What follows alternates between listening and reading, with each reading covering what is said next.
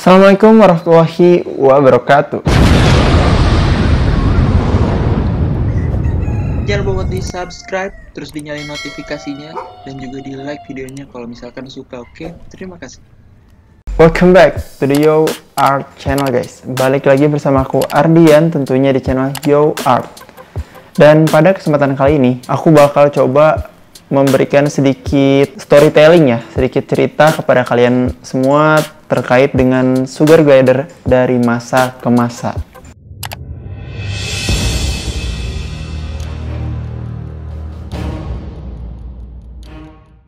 Apa sih maksudnya dari masa ke masa gitu ya? Sebenarnya ini lebih ke penjelasan ya tentang sugar glider itu dari zaman dulu sampai sekarang itu perkembangannya kayak gimana gitu. Mulai dari jenisnya kayak gimana, kemudian juga harganya seperti apa, kemudian juga cara orang-orang memeliharanya bagaimana. Dan disclaimer juga bahwa yang aku coba jelaskan ini tuh kurang lebih berkisar sejak tahun 2014 ya guys. Jadi aku nggak tahu kayak gimana habit atau kebiasaan atau kebanyakan orang-orang pelihara sugar glider tuh sebelum itu kayak gimana. Jadi aku bakal coba jelasin mungkin kurang lebih dari tahun 2014 sampai dengan sekarang tahun 2022 guys. Hal pertama yang bakal coba aku jelasin yakni tentang informasi mengenai sugar glider.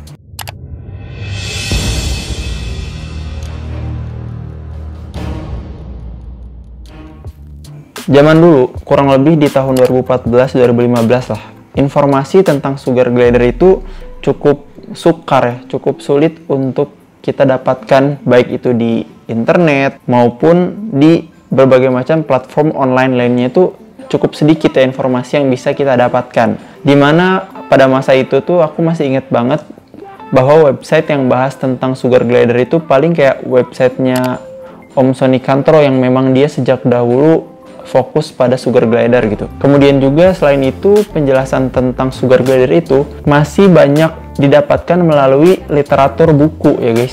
Jadi waktu itu tuh masih ada buku ya tentang sugar glider. Aku masih inget banget, aku di masa itu sempat punya 2 buku sugar glider ya.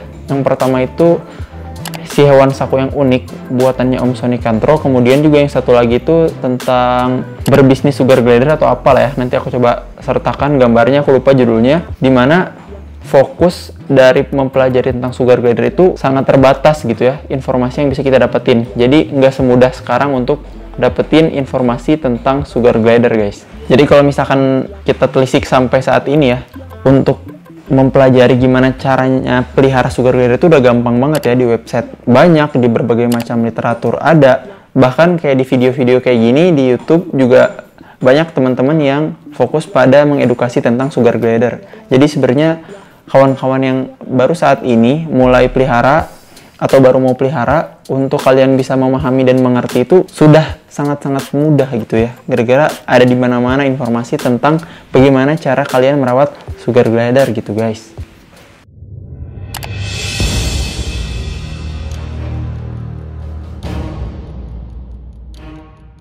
Kejahatan pada sugar glider.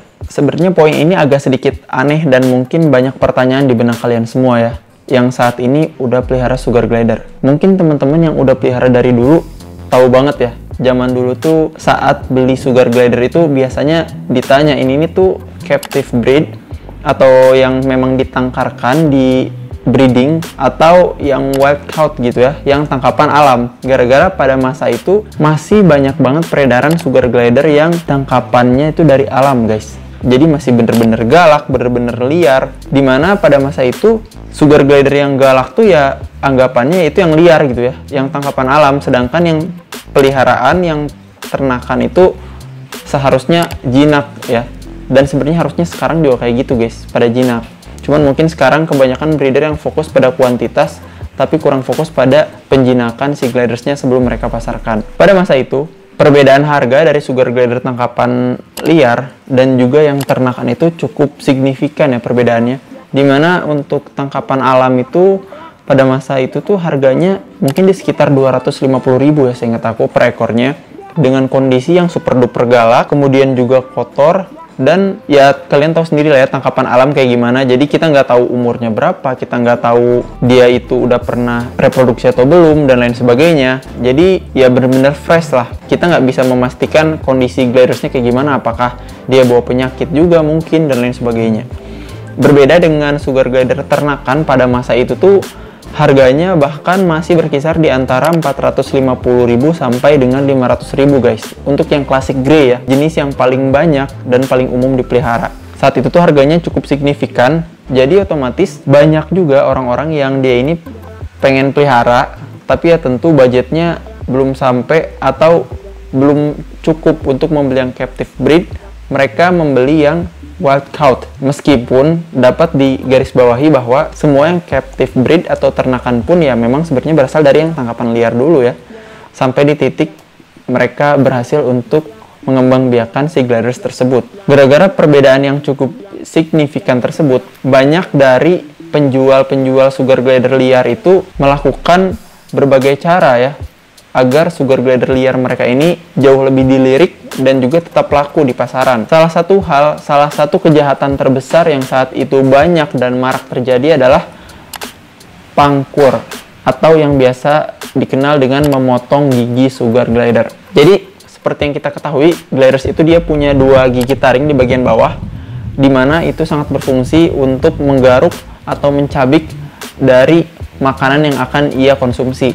Nah, kebanyakan dari sugar glider yang liar itu kan mereka akan menggigit ya, apapun yang mereka rasa itu merupakan sebuah ancaman ya. Kebanyakan dari gliders yang liar itu pasti gigit. Nah, untuk mensiasati sugar glider yang liar itu untuk menggigit calon pembeli, para penjual-penjual nakal pada masa itu banyak yang melakukan praktek memotong gigi taring dari gliders. Mungkin ada gambarnya seperti ini. Nah, dari praktik tersebut, itu berakibat bagi si glidersnya itu memang benar, dia jadi nggak akan ngegigit lagi guys.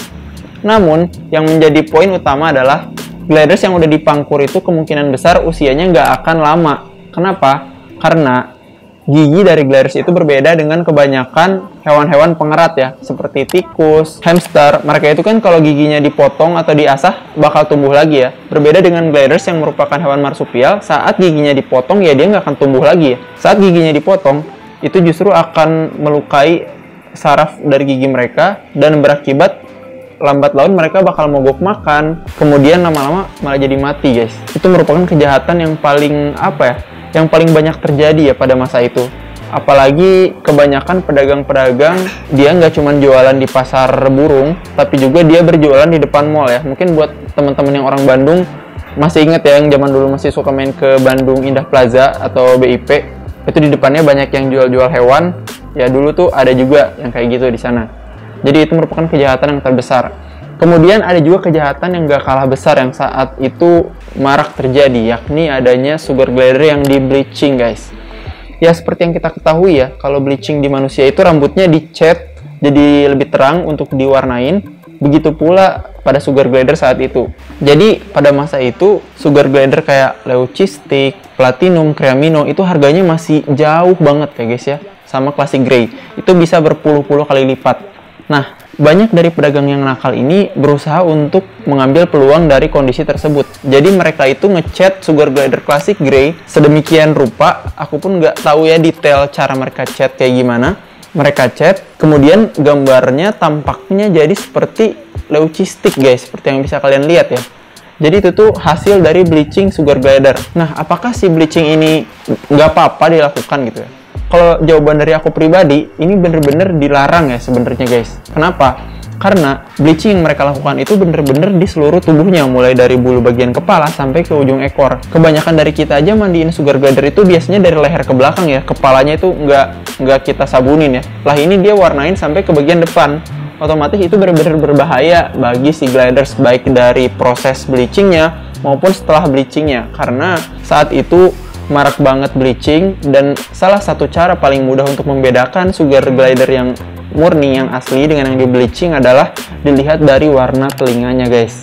Dimana kalau warna telinga sugar glider yang di bleaching saat itu tuh bener-bener pure, masih kayak grey lah, masih berwarna hitam, walaupun badannya berwarna putih gitu ya. Dan saat itu tuh mereka menjual sugar glider leucistic KW atau classic grey yang di bleachingnya ini berkisar antara 1,5 sampai 2 jutaan ya guys. Jadi ya, apakah ada yang kena tipu pada masa itu? Jawabannya ya ada gitu ya. Kenapa masih bisa ada orang yang ketipu ya? Karena itu tadi, informasinya belum banyak, kemudian juga akses terhadap pengetahuannya belum sebegitu luas, sehingga masih memungkinkan adanya orang-orang yang menjadi korban dari kejahatan yang dilakukan kepada sugar glider pada masa itu guys. Tapi kalau sekarang kayaknya kita nggak terlalu khawatir ya, karena aku pun nggak menemukan lagi tuh gliders yang memang di bleaching untuk tujuannya menipu dan lain sebagainya, gara-gara ya udah banyak teman-teman yang lebih cerdas dan lebih mudah juga untuk mendapatkan akses informasi tentang gliders ya, nggak kayak dulu gitu guys.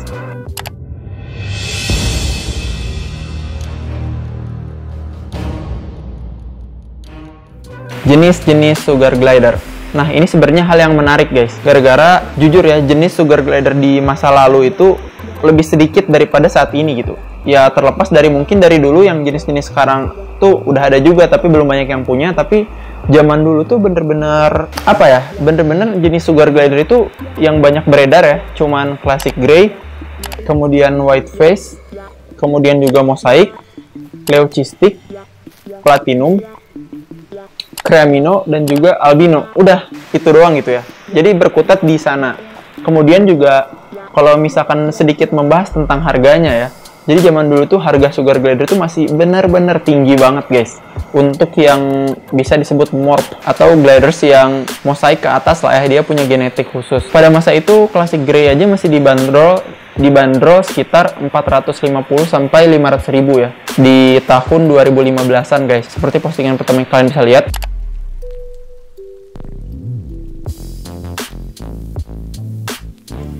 Itu aja aku dapat di harga 420.000 ya kalau nggak salah. Itu pun aku dapatnya dari teman sekomunitas. Jadi memang masih setinggi itu harga gliders. Bahkan di salah satu literatur buku yang aku baca itu, waktu pembuatan buku itu ya, classic grey itu harganya masih di 800-an ribu guys. Jadi ya memang lambat laun harga gliders ini turun. Dan juga kita bakal coba sedikit bahas kenapa bisa turun juga, oke? Nah, dulu tuh kalau misalkan ngomongin harga lagi ya, di jenis white face yang sebenarnya perbedaannya nggak signifikan sama yang classic grey, dia itu masih punya harga di angka 2 sampai 2,5 juta guys. Jadi white face sama classic grey dulu tuh harganya perbedaannya jauh banget ya. Jadi kebanyakan orang baik itu di komunitas mau di mana-mana ya yang pelihara rata-rata classic grey, gara-gara memang harganya juga memang cukup tinggi, dan kalau dibandingkan dengan jenis yang lain masih terlalu jauh ya harganya gitu. Kemudian juga untuk mosaik ya. Jadi zaman dulu tuh seingat aku mosaik itu tuh jarang ya, yang low mosaik yang putihnya cuma sedikit, jarang banget. Gara-gara kebanyakan orang-orang pada masa itu mengawinkan sugar glider itu sesuai dengan jenisnya guys. Jadi kayak rata-rata yang punya classic grey ya kawininnya sama classic grey lagi, yang punya white face sama white face lagi, yang punya mosaik sama mosaik lagi, yang punya leucistic sama leucistic lagi.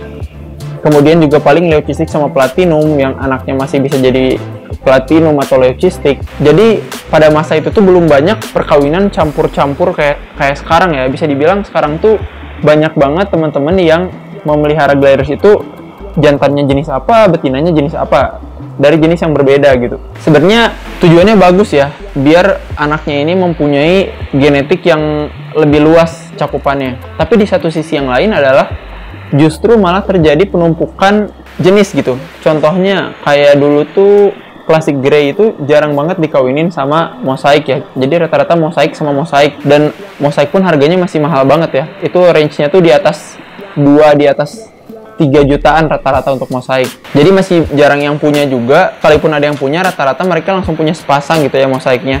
Sehingga harga dari masing-masing jenis itu bisa dikatakan stabil guys. Gara-gara kebanyakan dari mereka memelihara ya satu pasang jenisnya sama kayak gitu. Sedangkan sekarang tuh lebih banyak percampuran gitu ya. Ada yang udah head lah, kemudian bahkan possible head lah, possible headnya banyak banget lah. Jadi bener-bener campur-campur gitu ya. Sebenarnya ini ada positif negatifnya ya. Kalau misalkan kita lihat dari sisi positifnya, dari perkawinan percampuran tersebut banyak dihasilkan jenis-jenis baru ya guys. Kayak creamino mosaik, ternyata mosaik itu bisa masuk kepada genetik creamino. Kemudian juga ada caramel mosaik. Jadi kayak jadi muncul jenis-jenis baru gitu ya, kayak Leo Ruby Ice itu kan sebenarnya jenis-jenis yang zaman dulu tuh belum ada gitu ya, belum ada di Indonesia mungkin, dan sekarang udah ada gitu. Nah, dengan munculnya berbagai macam jenis baru ini, otomatis mereka kan harus punya price list ya, harus punya harga ya. Gara-gara tingkat kesulitan dalam menciptakan mereka ini tentunya lebih tinggi dari Creamino, dari Albino, otomatis mau nggak mau posisi dari Creamino dan Albino ini tuh harus turun gitu ya, harus turun, dan posisi sebelumnya tuh digantikan sama jenis-jenis baru itu yang bisa dikatakan lebih jarang atau lebih langka gitu guys. Jadi selain daripada animo orang-orang yang memelihara sugar glider itu tidak terlalu pesat, penurunan harga sugar glider juga diakibatkan pada munculnya jenis-jenis baru, sehingga menyebabkan harga sugar glider tertinggi dahulu eksistensinya harus turun gara-gara digantikan oleh jenis lain yang jauh lebih menarik dan lebih fresh, seperti itu guys. Tapi ya terlepas dari kondisi kayak gitu, selama kita tetap merawat mereka dengan baik, aku tetap berpegang teguh fine-fine aja ya. Mau kalian tetap keep sesuai jenisnya atau kalian mencampur-campur, selama saat kalian menjual atau saat kalian memindah adopsikan gliders tersebut, kalian memberikan informasi yang jujur, yang sesuai, fine-fine aja ya. Jangan sampai kalian bohong aja gitu dalam menjual sugar glider, dan juga memastikan bahwa indukannya atau darah keturunannya itu juga sesuai gitu guys.